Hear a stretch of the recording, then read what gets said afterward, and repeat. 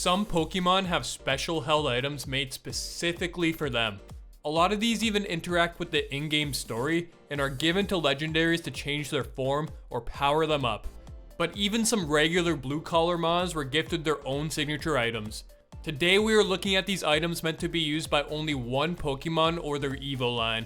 Their competitive and overall helpfulness will help determine how good signature items are actually.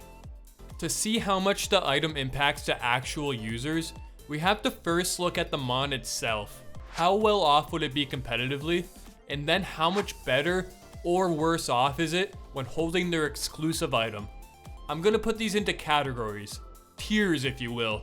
The top being raises viability tenfold, helps user immensely, a great choice of an item, good choice, but better options exist, bad on the user, or just too gimmicky to be effective, and lastly, the item would never be used competitively. With this out of the way, let's start with our first item, Thick Club. You know I have to start with a classic one. This Generation 2 introduced item exclusively works on the Marowak line. It doubles their attack stat, essentially giving it the same boost as the ability Huge Power. With full investment in attack, Marowak reaches 284 attack, which Thick Club doubles to 568. This gives it the same strength as a fully invested 123 base attack Pokemon with a choice band. Needless to say, Thick Club is very much so the reason Marowak has ever been viable competitively. It saves a turn having to set up to hit extremely hard, even though it can still Swords Dance up if it wants. Boosting Great Stab and Earthquake, and its rock coverage made Marowak extremely dangerous in early gens. But unfortunately, it wasn't enough to keep it viable for long. Pretty mediocre stats, mainly speed, hampers Marowak's ability to get attacks off. It also doesn't gain too much from its abilities. But come Generation 7, a Alolan Marowak was introduced, sporting a way better offensive typing and move pool to abuse Thick Club, along with benefiting from its Rock Head and Lightning Rod abilities way more. This made it a fearsome Trick Room sweeper in singles and doubles, and showing what a little bit of tweaking can do for a mon.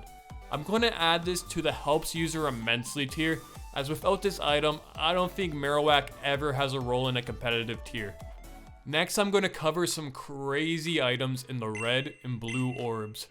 These items are exclusive to Groudon and Kyogre respectively, and change them into their primal forms upon entering the battle. This does a few things for them. First, it gives them a 100 point base stat boost like a Megastone would. It also upgrades their already great weather summoning abilities to become even better. And it also can't be knocked off or tricked, which is a beneficial trait for all the form changing items I'm going to cover, so I will not be mentioning that positive aspect again. Primal Kyogre and Groudon see incredibly large usage in Ubers and VGC when legal. You will almost always see them holding these items, as you're putting yourself at a disadvantage if you aren't. The upgraded weather cannot be changed by other weather abilities or moves, except by each other or Delta Stream.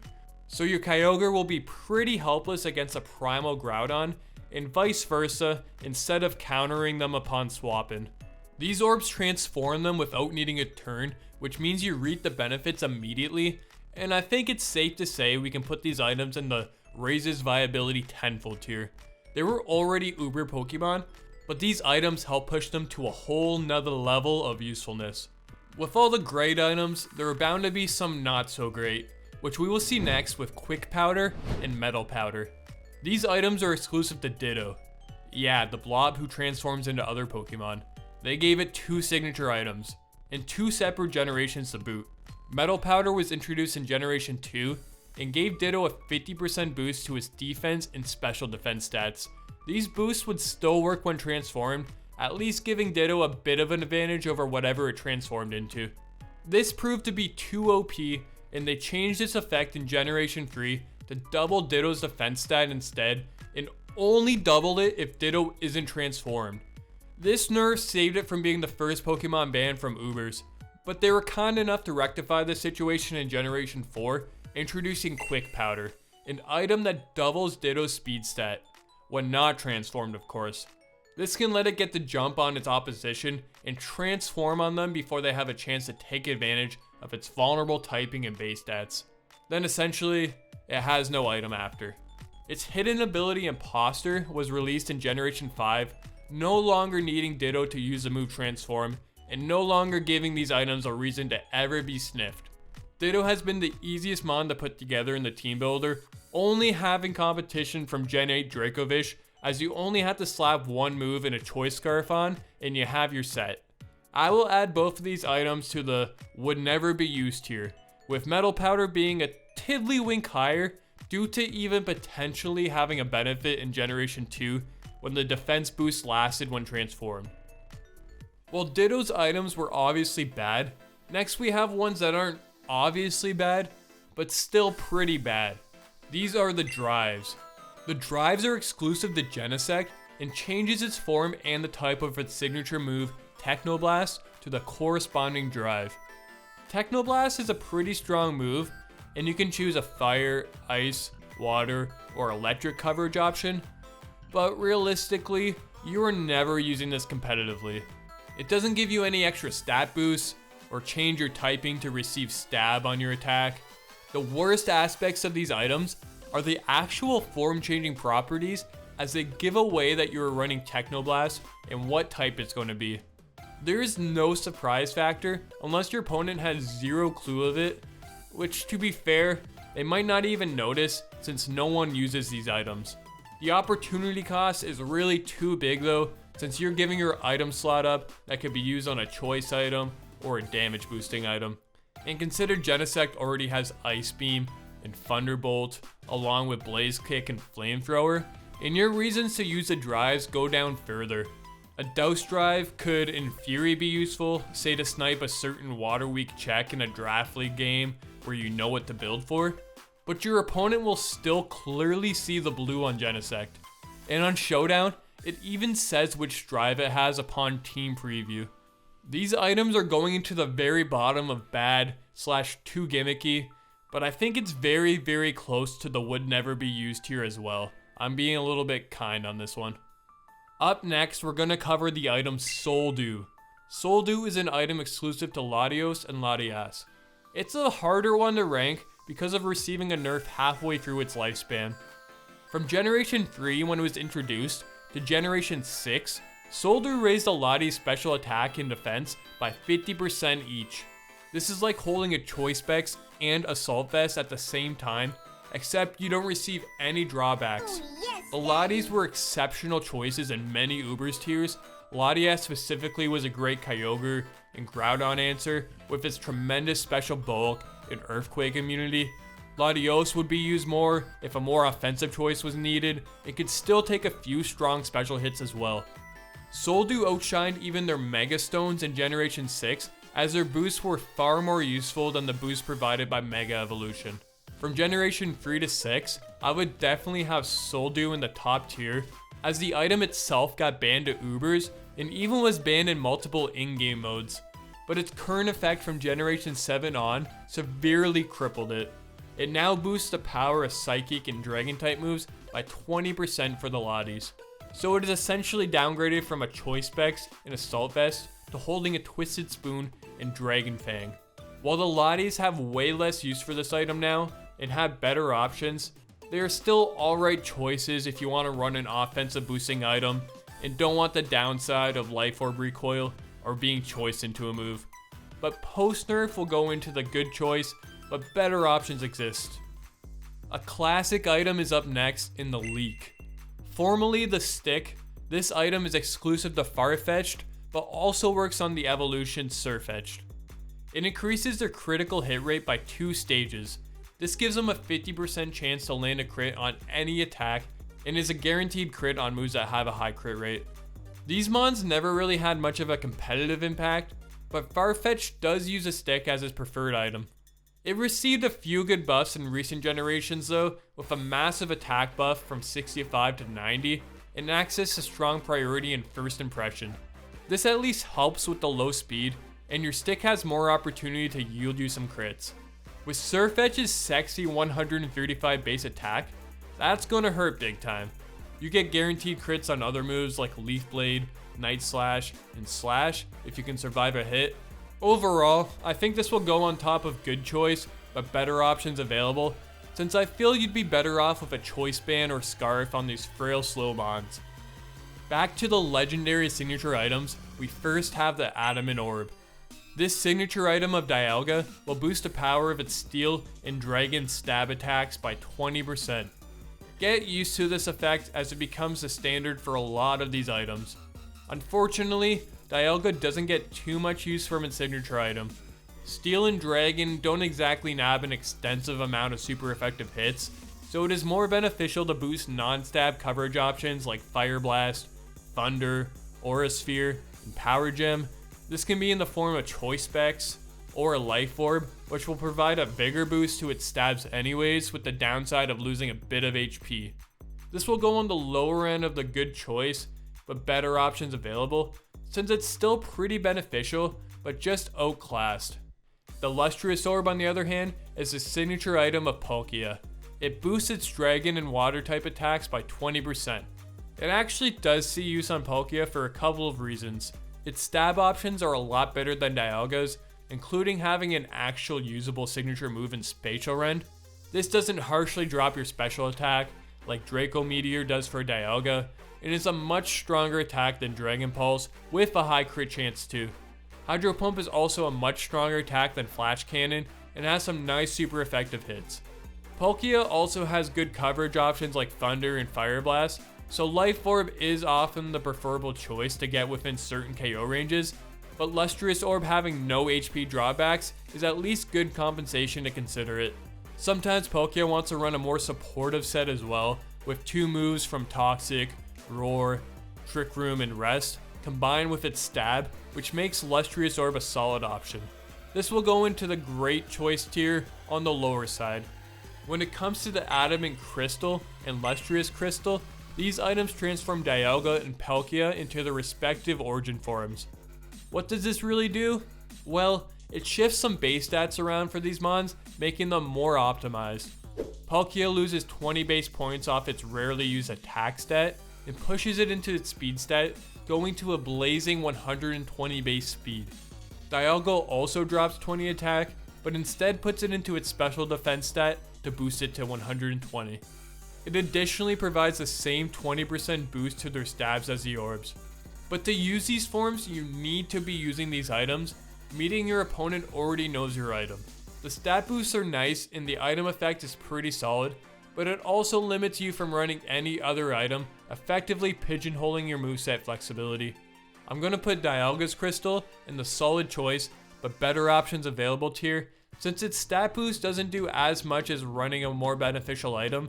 For Palkia's Crystal, this one will go into the Great Choice, as the 20 points in base speed goes a long way in Ubers, where the 100 base speed benchmark sees a lot of speed ties, and 120 is a huge upgrade, along with the boosted stabs being more beneficial already. Moving on, we can't forget Giratina here. It has a signature item akin to the previous two in the Griseous Orb. This has the same effects as the Griseous Core, so these will be ranked together. These items turn Giratina into its origin form. This swaps its 120 base defenses to its attacking stats, while also changing Giratina's pressure ability to the Great Levitate. On top of this, Giratina's Ghost and Dragon attacks gain a 20% boost. These traits make the Griseous Orb pretty different from the other orbs, as Giratina fits a bit of a different role thanks to it. Levitate gives it immunity to hazards not named Stealth Rock, as well as ground type attacks. The boosted offenses allow it to actually hit decently hard in Ubers, when considering it will almost always be using its stabs to attack. Giratina will want to use its support options to fill a few move slots. This is usually a status move like T-Wave or Will-O-Wisp that synergizes with Hex, and then Defog, which is nice because you can swap in on hazards quite easily, not needing heavy duty boots. While regular Giratina can somewhat fill this role, it is a lot more passive and vulnerable to the hazards it wants to clear. It will often run rests as it lacks reliable recovery, and gaining leftovers isn't usually a better trade-off than not having Levitate and boosted stabs. So you will more often see Giratina running these items giving it a lot more usefulness and viability. This puts it in the helps user immensely tier. Next, I'm going to talk about God. This is of course our Lord and Savior, Arceus. Arceus's held plates can actually be used by any Pokemon to boost the power of a specific typing by 20%. But when equipped on Arceus, it will change its form to match the corresponding plate. This is due to its ability multi-type. Arceus will have his signature move Judgment changed into that type as well, giving it a strong special stab no matter what. This of course is also boosted by the plates and gives moveset flexibility. Arceus can run physical sets with Sword Stance and strong boosted attacks, such as Earthquake on Arceus Ground at 120 base power, or Flare Blitz on Arceus Fire with Dragon Dance at a filthy 144 base power before considering Stab. Pretty much all the Arceus forms benefit largely from these plates. Sure, Arceus is very good without using a plate, thanks to its famous E-Killer set that can take advantage of any item it wants, but various other Arceus forms thrive in the Ubers metagame thanks to having different typings that can take advantage of the tier's dominant threats. For example, Arceus Fairy is currently seeing more usage than base Arceus in Gen 9 Ubers thanks to the dominance of Koraidon. Other Arceus forms definitely have niches with their unique properties, and I feel comfortable putting the plates in the helps user immensely tier. We're going to hop over to Generation 7 now with Arceus Jr.'s Memories. The Memories are exclusive to Silvally and function very similar to the plates. The held memory will change Silvally's type accordingly, while changing the type of its signature move Multi-Tack to match as well. These aren't equivalent power-wise though, as the memories do not provide a boost to the user's attack of the same type. It really just changes the type of multi-attack, which to be fair is already 120 base power, but it does not provide the moveset flexibility that the plates do. If you want to run a special attack in Silvally, well, you don't get any additional boosts. It's kind of lame since Silvally could have a lot more presence, at least in lower tiers, as it does have some really solid special coverage, along with moves like U-Turn, which can make Silvally Bug a threatening pivot. You do get to choose your typing and give it a really powerful and reliable physical stab attack, which a lot of typings like Fairy, Steel, Electric, and Ghost lack, so I am still going to put this in the great choice tier. So tons of Pokemon have signature Z crystals and Mega Stones only they can take advantage of. Obviously I'm not going to be including them, but there is one I do want to mention. This is Ultranecrozium Z. This is because it isn't like a regular Z crystal and allows the Necrozma forms to Ultra Burst into Ultra Necrozma, becoming essentially a new Pokemon. This item will change up the base stats besides HP to become base 97s in bulk, base 167s in offenses, and base 129 in speed. It also introduces a dragon typing to complement its psychic typing, while giving it the ability Neuroforce, which is essentially slightly stronger expert belt. This will also allow Ultra Necrozma to use a very cool looking Z move, Light That Burns the Sky. This item does have pros and cons. You gain tremendous offenses and speed at the cost of a lot of bulk, including good defensive abilities. You also gain a lot of weaknesses in addition to losing the bulk, including certain immunities depending on the form. This is a great choice for Dawn Wings, but it actually isn't a preferred option on Dust main, as its steel typing and extra bulk lets it take on mons like Xerneas, Naganadel, and E-Killer Arceus, along with avoiding poisoning. Its lower speed is actually beneficial, as it is a premier Trick Room setter and can easily sweep with weakness policy sets thanks to its Prism Armor allowing it to take super effective hits easier. I'm going to put this in good choice, but better options exist thanks to it still being an overall good option on the two mons. Let's take it back a bit. We have the mascot of the franchise up next. No, not you. Get out of here. This is the Light Ball, exclusive to the Pikachu line. Oh, no. Just Pikachu, no one else. While this can be used to get a guaranteed paralysis via the move Fling, its main purpose is to double Pikachu's attack and special attack stats. This results in crazy damage as you get way more of a boost than doubling the base stats. You double the actual raw stat, So Pikachu can now reach a max attack stat of 458, which is just about the same as a fully invested Slaking, while hitting 436 in special attack when fully invested, which is just a little bit less than a fully invested Hoopa. With decent speed, a move pool that's been blessed over the generations, and the versatility to run special or physical attacks, this little electric rodent can be surprisingly threatening for, having 320 BST. Light Ball even allowed Pikachu to crack UU in Generation 2, and the NU tier in Gens 3 and 4. It also saw very minor, but consistently minor use in doubles formats. This is thanks to it having great support options like Fake Out, Feint, Nuzzle, Endeavor, among others. It has a signature move Volt Tackle as well, which will likely KO Pikachu itself with the amount of recoil, but will definitely put a huge dent in any non-resist. Overall, this item takes a really terrible middle stage Pokemon and gives it some actual chances of being used in competitive settings. For this, I feel like I have to put it in the raises viability tenfold tier. Not saying Pikachu's great, but it does a lot for it.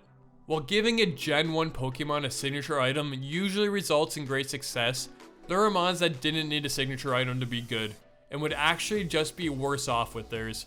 I'm of course talking about Chansey and his signature item Lucky Punch. Lucky Punch functions like Farfetch's Leek. It increases the critical hit ratio by 2 stages. The crazy thing is that they made it so only Chansey could use this, while simultaneously making sure it would have no use for it. After the special stats split into 2, Chansey went from having an excellent 105 special attack to an abysmal 35. This pretty much guaranteed that the only attack Chansey would run was Seismic Toss, which can't crit because it is fixed damage.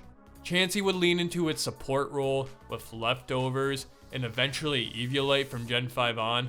It never even tried on the Lucky Punch glove. We don't even know if it actually fits.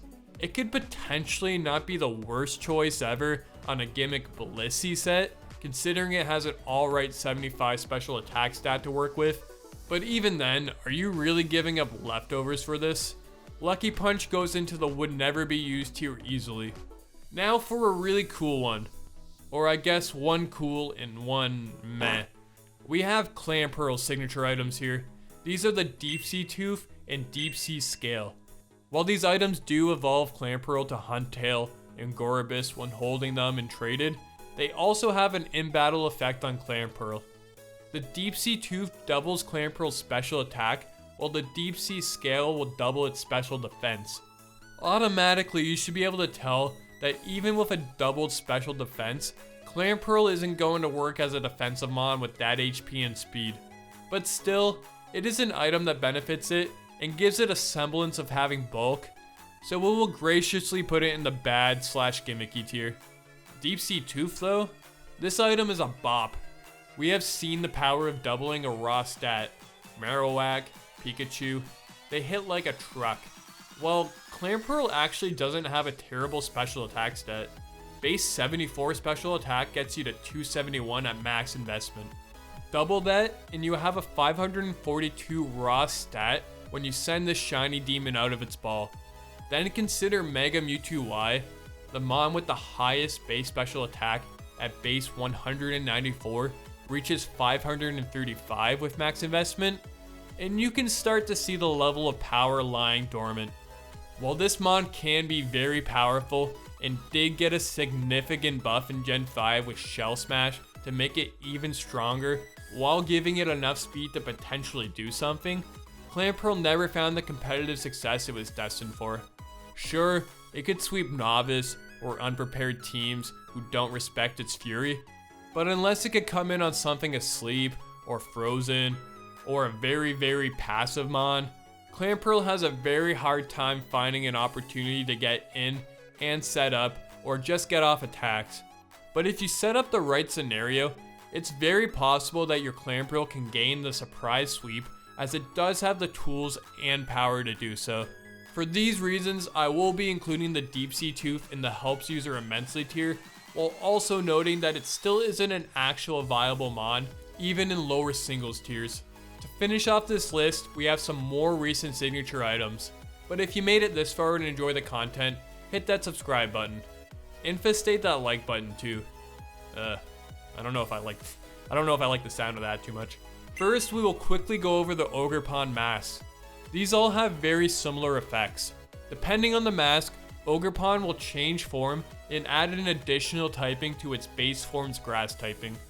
These forms have unique abilities and also change the typing of Ogerpon's signature move, Ivy Cudgel. They will also raise the power of all attacks by 20%. And as long as terrestrialization is around, they also allow Ogerpon to change its ability to embody aspect and gain a stat boost when terred. These are different corresponding to which mask is held, but will activate every time Ogerpon is sent out. I wonder what they're going to do with this mon when terrestrialization is gone. It is definitely beneficial to receive these additional typings, as you lose the amount of total weaknesses you have in every other form and gain another stab typing. They're all pretty good offensive typings too, and with the free 20% boost to all attacks, you're hitting like you're on roids with an already great 120 base attack. Wellspring and Hearthflame are definitely the best two forms competitively, with Hearthflame actually getting banned to Ubers, gaining a +1 to his attack stat when sent out, ways to boost his attack and speed, and really strong dual stab. Wellspring has seen really solid OU usage as a supportive pivot who can still threaten to hit hard, set up, and sweep. Cornerstone is definitely a little worse off competitively, but still is tiered UU. Those mons all function very well in VGC as well, having access to Follow Me and a really great and rare Protect variant and Spiky Shield. Base Ogerpon still isn't bad by any means in singles and doubles, where being able to run a different item can be really beneficial. I'm going to put the Hearthflame and Wellspring mask and helps user immensely, while the Cornerstone mask will go just a little lower in the Great Choice tier. The last set we're going to cover are Zacian's Rusted Sword, along with Zamazenta's Rusted Shield. These are another pair of form-changing items, transforming these legendary heroes into their crowned forms. This adds the amazing steel typing to these users, along with a base stat total increase. Zacian receives a significant boost to its attack stat, along with a 10-point buff in speed, making it absurdly fast and powerful. Zamazenta actually loses 10 points of speed in his crown form, while gaining 25 points into each of his defenses, making it an all-around bulky attacker. The steel typing addition definitely already makes it worth running these items, as Zacian gets perhaps the best type combination in the game, with plenty of resist and immunities, along with good offensive coverage. Zamazenta also appreciates the added resistance and immunity to poison as a defensive mon. It is easier to see how much these items boost the mon's viability after their Generation 9 nerfs, as they lost base stat points, along with their abilities getting heavily nerfed to only activate once a battle. Zamazenta, even after gaining body press, dropped to OU, but with Rusted Shield equipped is even better than it was in singles and doubles, being able to run strong Iron Defense body press sets. This item even benefits it in a weird way too, as Zamazenta puts on a lot of weight with Rusted Shield. This allows it to run Heavy Slam as a steel coverage option, as it will usually be at 120 base power, which outclasses its Behemoth Bash's 100 base power. Zacian, on the other hand, becomes astronomically better, not being able to be worn down by toxic spikes, resisting most priority attacks, and attacks in general, giving it an easier time to set up a Swords Dance and sweep. It has all the coverage it needs, with Iron Head turning into Behemoth Blade in this form for great stab, and a combination of Play Rough, Close Combat, Wild Charge, Crunch, or even now Trailblaze to round out your set. It turns it from a very manageable mon that is outclassed in Ubers as a mono fairy type to one of the most threatening Pokemon in the whole game. It got banned from Ubers to the Anything Goes tier in Gen 8 and had to be severely nerfed for that not to happen again. It is still a massive force to face, and I have to give these items their props. I will put the Rusted Shield in the Helps User Immensely tier, and the Rusted Sword in the Raises Viability tenfold tier. So here is the complete rankings of signature items. Which item do you think benefits the user the most? Is there any mon you would like to see gain a new signature item? Let me know in the comments. Special thanks to my Patreon supporters too, including Gold Bud Mr. Frank Beans. If you want to support the channel and receive some special perks, then visit my links in the description. Thanks for watching, buds. If you like this video, then check this one out next. Catch you later.